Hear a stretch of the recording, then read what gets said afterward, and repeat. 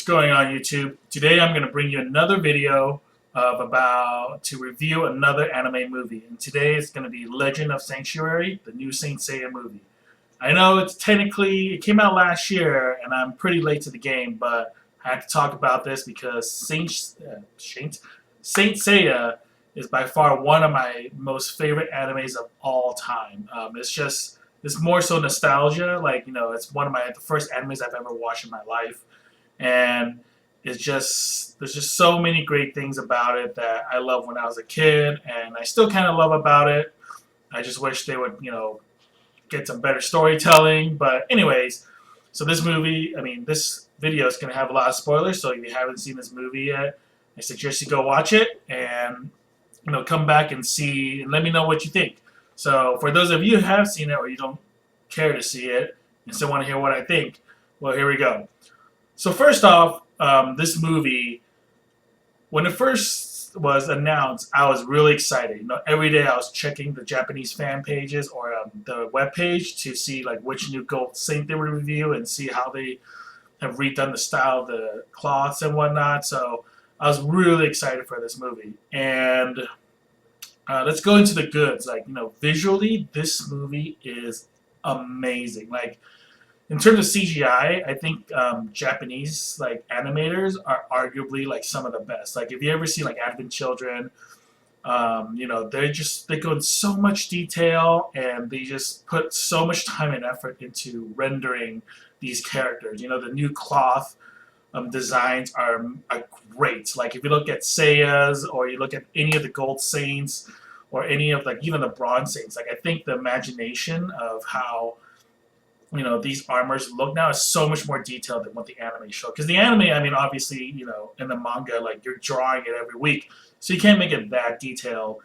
And you're just, otherwise you're just an artist, sitting there like a crazy person, drawing it out, for hours on end. So, arguably, the redo is so much better, and the way they animate things, in terms of how the armor gets put on the body, and then I love how the helmet now it disappears when they want to. Before, they would literally remove it, right, like a normal helmet, but now it's kind of almost Iron Man-esque, where it's kind of automated, and it just looks really great. And and I like that it's for all the characters. I like also how the helmets now, they also cover the entire face. Before it covers partial of the face, or maybe it was just a tiara type thing going on. And you're kind of wondering, how is that any head protection, right? So the fact that they changed it up to this kind of battle mode type cloth where, when they want to go all out, it covers their entire face. And that's when it means business. I love that new attitude or new addition to the video, to the movie. But that's kind of where it stops. I feel in terms of the good.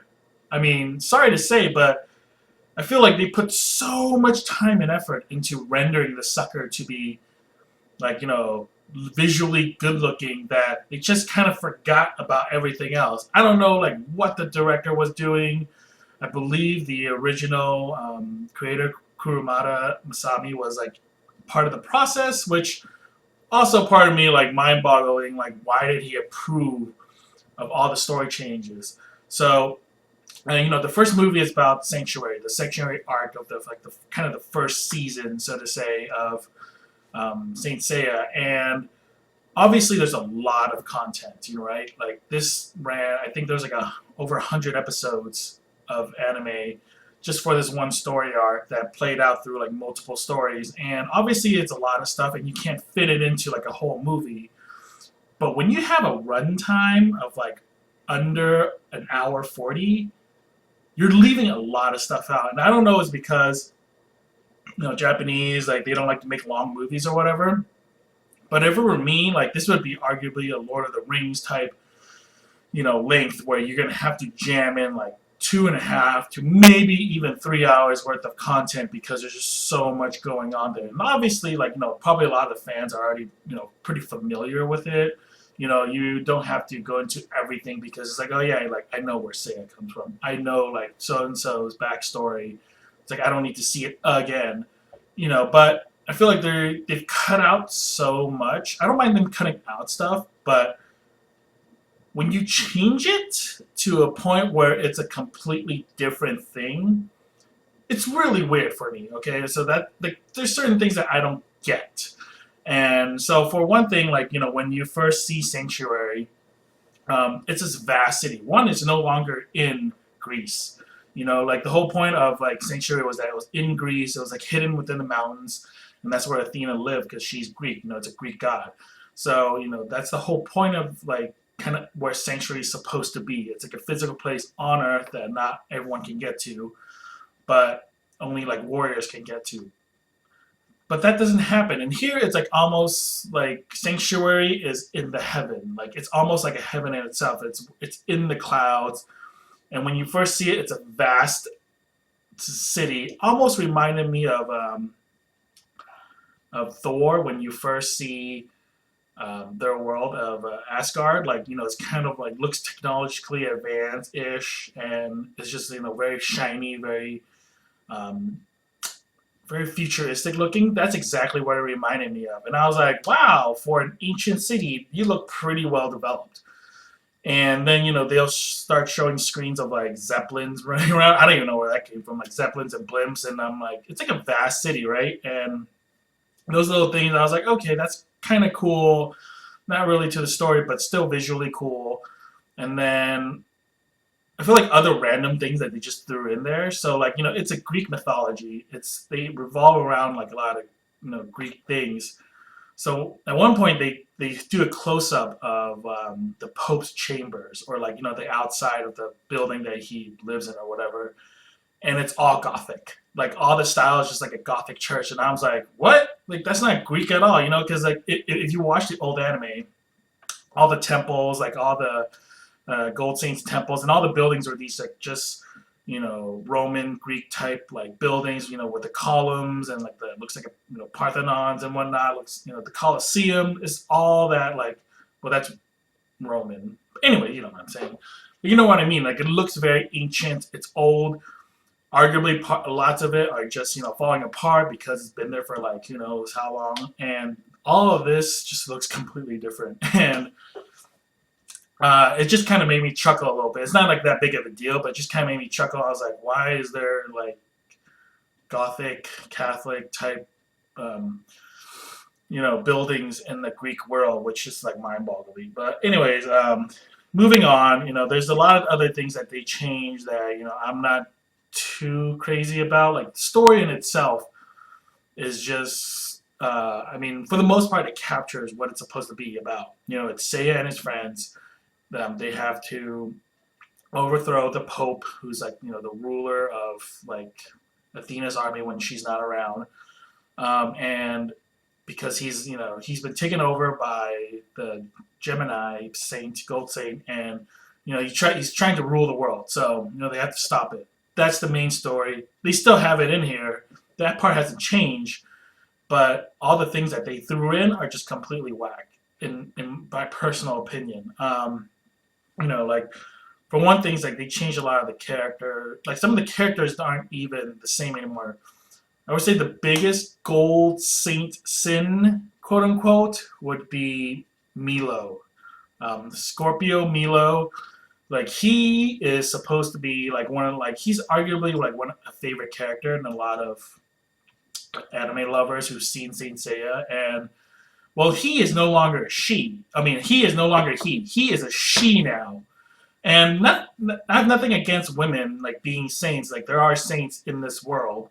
I mean, there are saints. There are women saints in this world, but it doesn't make. But why did you have to change Milo to become a woman?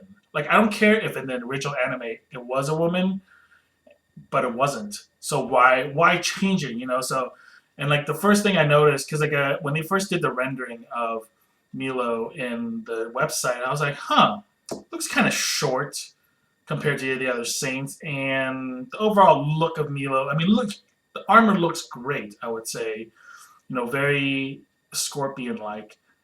But then I believe one of the first trailers came out, and you hear the voice, and you're just like, wait, is that a woman's voice? because I mean, a lot of anime they have a lot of ambiguity between like men and women.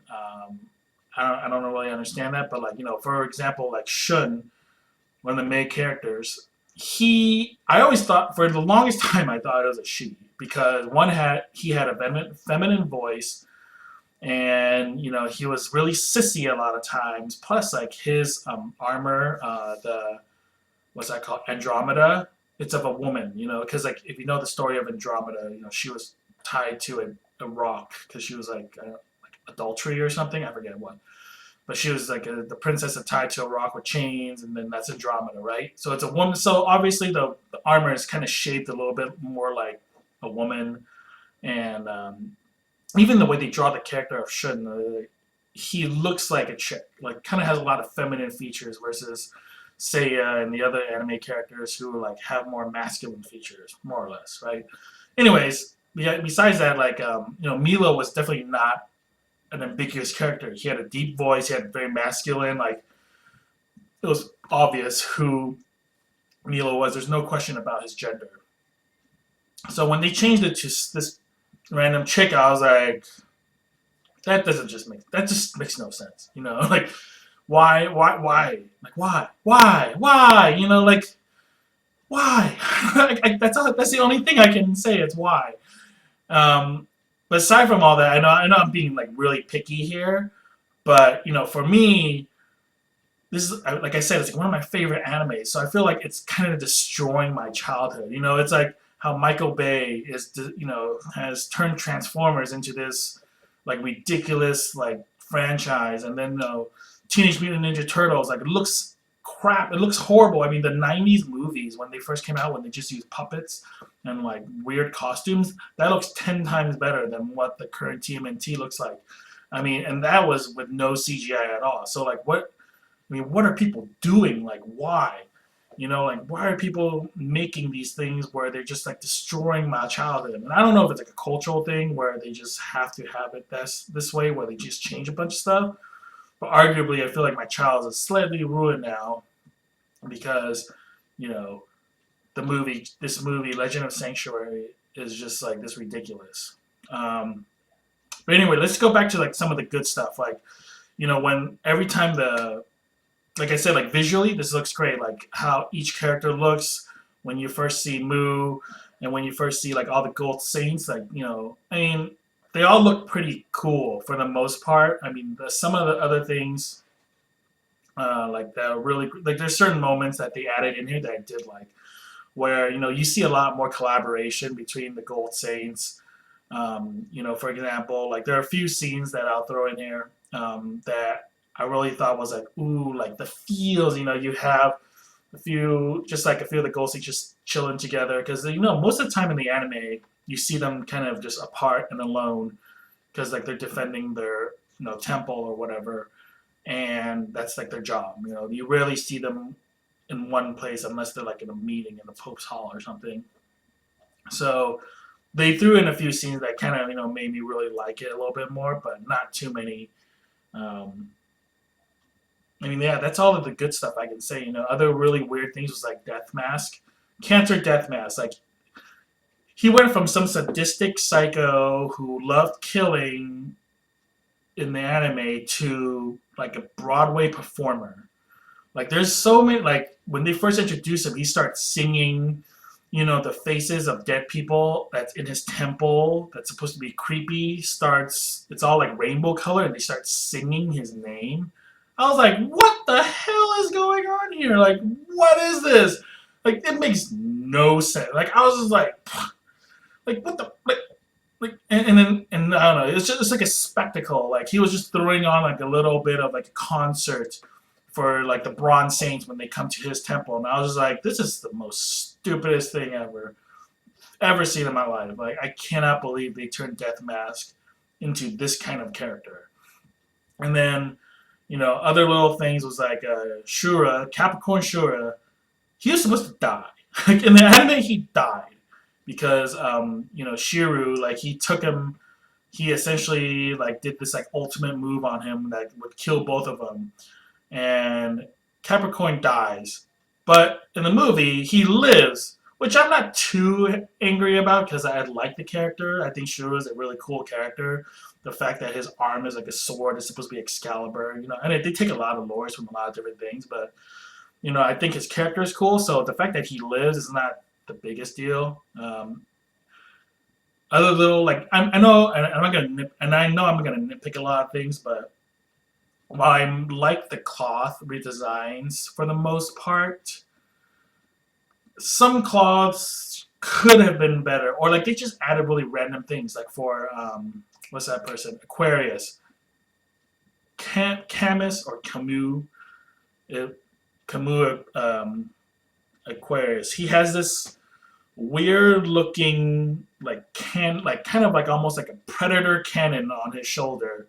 I believe that's supposed to be the like the vase that the Aquarius symbol has, like, because like if you know the Aquarius symbol, it's like a woman with a vase that pours water. And that's where like they get the water ice thing coming from. So I think that's what it's supposed to symbolize, but it looks weird. Like I don't know why they had to add that sucker there, where it's just like, hey, like look at me, I'm like this, like the Predator Saint or something going on, and it just shoots, and it kind of shoots stuff, I think. So that part was also a little odd, and I would say one of the last things that kind of was almost kind of funny was Aphrodite, like the Pisces Aphrodite saint. His time on screen was just sad. Like all the other saints, arguably got like pretty good screen time. I mean, and then when it came to him, he literally got like 30 seconds, and it was just like him going to the saint, to going not to the saint, going to the Pope, talking about like the current battle, and then the Pope just turns on him and just feels like, oh, like I'm gonna kill you, and like just like transport, like does his move another dimension, and then like just throws his ass outside and just kills him, and he just falls like straight into like concrete and then just dies. That's it. I was like that, like what? that saint is so unique. I feel like Pisces. He's unique because he uses flowers to kill people. He's supposed to be like the most like good looking saint or whatever. And yeah, the whole fight in the anime was pretty cool, because you see Shun like beat him for what he's worth and all this jazz, and you see none of that. You see some flowers, and then he dies, and I was like, whoa, where'd that come from? Like, one, that's not how he dies, and two, it's like they just totally kind of screwed over that character. It's like, I mean, if this is like real life characters in terms of like real life actors and stuff. It's like you get this part. Arguably, you get like a pretty good part in a movie, but then your screen time is like 20 seconds, and then that's it. You're done.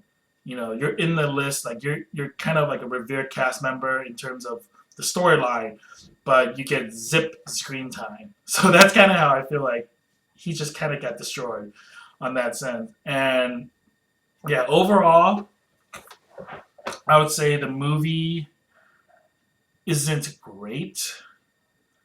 It was fun though. It was a lot of fun. I have to admit, just like watching, like seeing the battles take place was just awesome. Like the battle between Iolia and Seiya, extremely good. Like how they render like the moves to CGI is so good. Like visually, like I said before, visually I can't get enough of it. Like it just looks so good.